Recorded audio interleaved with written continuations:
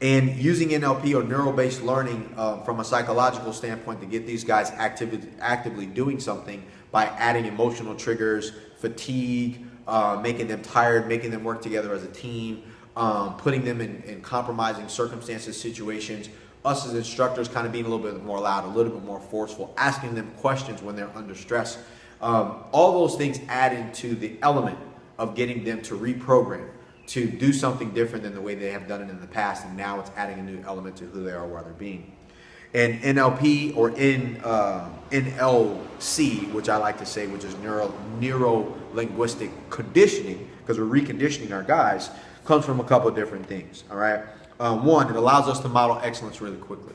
So we may show them something, show them how to do it correctly, really fast, and then when they see that, we install a big set of what it is that they're trying to get done.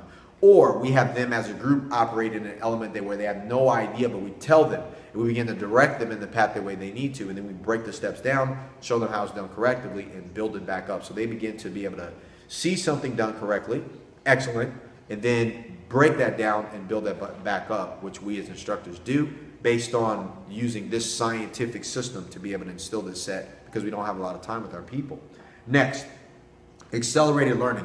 NLP, NLC is an accelerated learning process towards we get the opportunity to install the lesson in them fast, especially when we add emotional content or we put them in an emotional situation. Emotion just meaning they may be happy, they may be sad, they may be frustrated, they may be fatigued, they may be tired. If we give them a skill to do and add an element of fatigue, where we have them run the sleds all the way down and then we have them come back and they do push-ups, lunges, squats, hammers, jump off this thing, and then they have to work together as a team. We can accelerate the learning process and instill that in them towards it's memorable, towards it's cellular, whereas it's not a forgotten thing anymore, all right, because of those things. One, another thing that we do is we begin to anchor state. State meaning your emotional state of mind, how you perceive things or how you do things. So you may be happy, you may be sad, you may be frustrated. We can anchor a specific activity to a specific state. And how that can play out, let's say, for example, when we talk about anchoring state, you may hear a specific song that reminds you of a girlfriend or a boyfriend that you may have had if you're a female listening to this. And driving down the road, totally unaware of what you're doing, you could be sitting in traffic, that song comes on, it reminds you of what you were doing that day, what you did at prom, where you were going, how happy you were at that time, or how sad you were at that time, because it may make you think about some specific situation. That song anchors in a state of emotional state based on a circumstance at that time. So what we're doing is instilling and anchoring in a state of achievement, of conquering, of over-accelerating and pushing and overcoming whatever challenge that they're facing at the time. Installing that by anchoring in that state based on the activity and the state of mind that they're in and the state of emotion that they're in at the time. NLP allows us to do that a little bit more quickly as instructors, all right? The other side to it is we can use mental imagery or mental visualization. That's a part where we see us doing something excellent, modeling excellence, seeing something, visualizing it being done, and then we make ourselves picture us doing it in the same way that it's done perfect. Or like, let's say you're an athlete and you're going through the steps of doing a takedown, and you do that takedown perfect, and you do that takedown perfect thousands and thousands of times in your mind, and then you get up. The goal is to be able to execute and get your body to do what you have done visually in your mind thousands of times, and chunking that forward, making that move forward.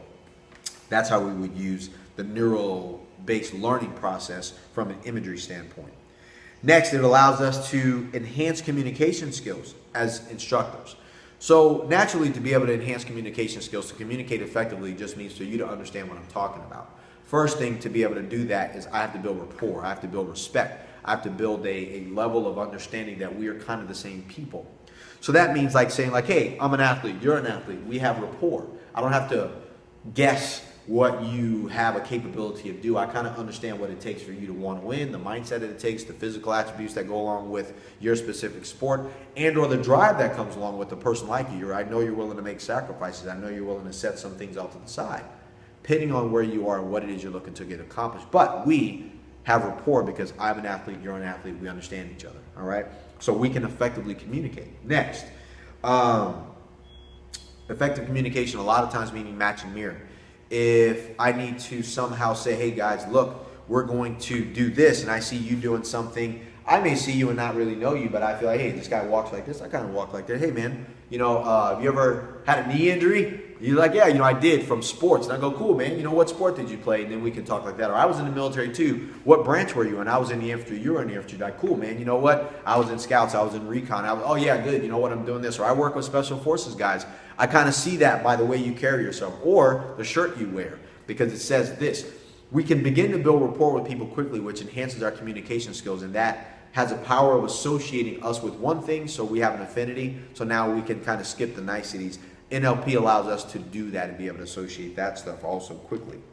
Next thing is for us to be able to, for enhanced communication skills, because not all communicating is through our mouths, is to learn to recognize body language. Like I said, how this person walks, how they carry themselves, how upright they are, or maybe they're slumped forward, so maybe they're not having a good day.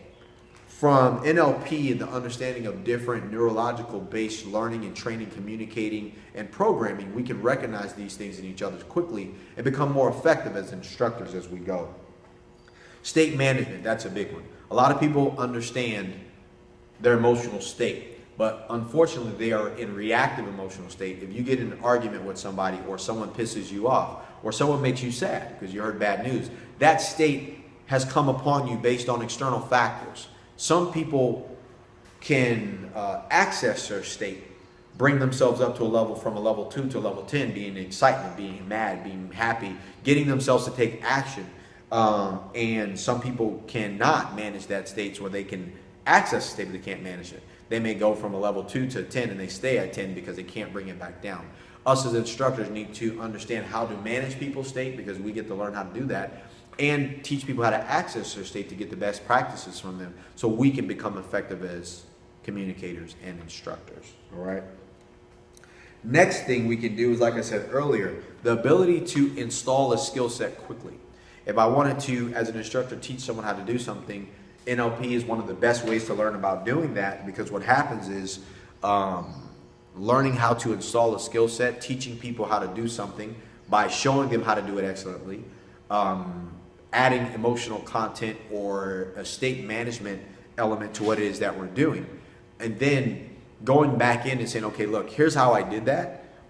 steps 1, 2, 3, break those steps down, which is in NLP, they're called chunking. And then we speed it up by chunking those steps together. After I broke them down, then I chunk them back upwards, and then I allow this person to do them, and then I speed them up. Then I add emotional content to that, and that emotional content anchors in the state of mind that they had while they were doing it, and then it becomes